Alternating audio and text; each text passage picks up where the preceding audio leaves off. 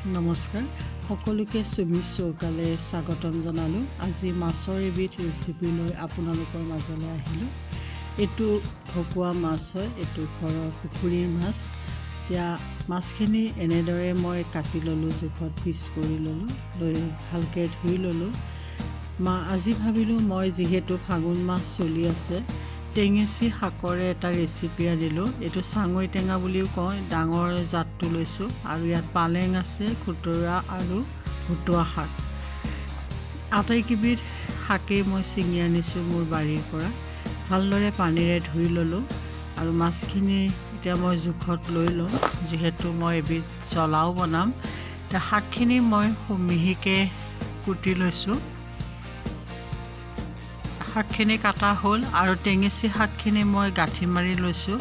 মাছকেইপিচ গৰম তেলত ভাজি ল'লোঁ। এতিয়া ৰৈ যোৱা তেলতে মই অলপমান পাঁচফোৰণ দিলোঁ আৰু বিলাহী দুটা সৰুকৈ কাটি পেলাই এতিয়া তেলতে ভাজি আছোঁ। জোখত নিমখ আৰু হালধি দিলোঁ। এতিয়া গলি যোৱালৈকে মই ভাজি আছোঁ বিলাহীখিনি। এতিয়া বিলাহীখিনি গলি যোৱাত শাকখিনি দিলোঁ। শাকখিনিও ধুনীয়াকৈ বিলাহীৰ লগত মিলাই লৰাই আছোঁ। ভালদৰে সিজালৈকে মই এনেদৰে লৰাই থাকিম। যিহেতু ফাগুন মাহ, আমি টেঙেচি শাক খাব লাগে। বসন্তৰ কাৰণেও ভাল আৰু শৰীৰৰ কাৰণেও ভাল, আৰু টেঙাটো অকণমান হ'লে ভালো লাগে। এতিয়া মই টেঙেচি শাকখিনি তেনেদৰে দি দিলোঁ। দি এতিয়া পানী দিছোঁ অকণমান ভালদৰে সিজিবৰ কাৰণে। মই পানীটো এতিয়া বৰ্তমান কমকৈ দি লৈছোঁ। ভালদৰে সিজি গৈছে, দেখা পাইছে ধুনীয়াকৈ সিজি গৈছে শাকখিনি। সিজি পেলাই এতিয়া পানী ওলাইছে। এয়া বগৰী হয়, পকা বগৰী। এতিয়া বগৰী দুটামান মই দি দিম। শাকতে দুটা বগৰী দিলোঁ। বৰ ধুনীয়া চেণ্ট ওলাইছে। বগৰীৰ গোন্ধটো নাকত লাগি গৈছে আৰু টেঙেচি শাকখিনিও ধুনীয়াকৈ সিজি গ'ল। এতিয়া মই জোখত পানী দিছোঁ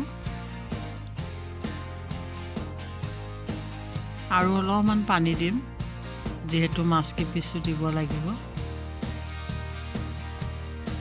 আৰু নেমু এচিটা নেমু মই চেপি দিছোঁ।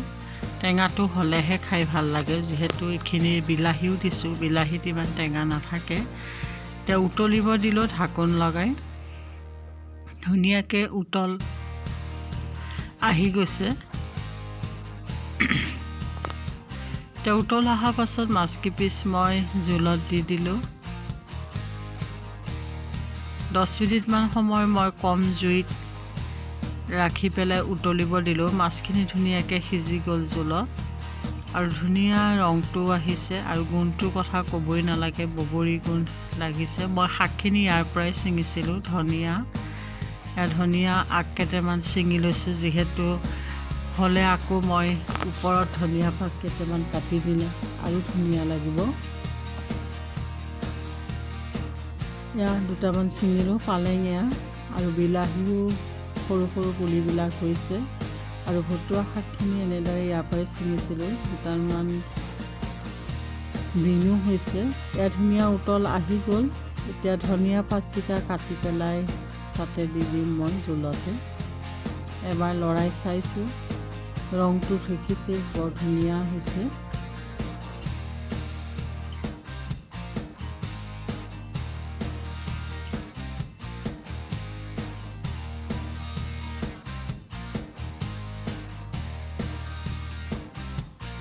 হৈ গৈছে, মই গেছৰ জুই অফ কৰিলোঁ আৰু এতিয়া ধনিয়া পাতকেইটা দি দিম। ধনিয়া পাতকেইটা দি দিলোঁ।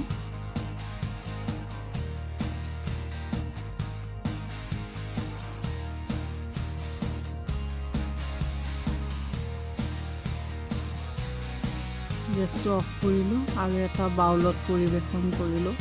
এতিয়া মই ভাতৰ লগত পৰিৱেশন কৰিম। গৰমে গৰমে খাই আৰু ধুনীয়া লাগে।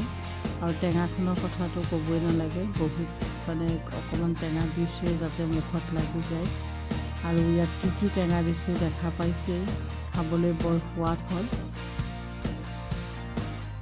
এইটো যিহেতু মাছটো আমাৰ ঘৰৰ পুখুৰীৰ মাছ, শাহু আহিছিল, শাহু মায়ে আহোঁতে লৈ আহিছিলে।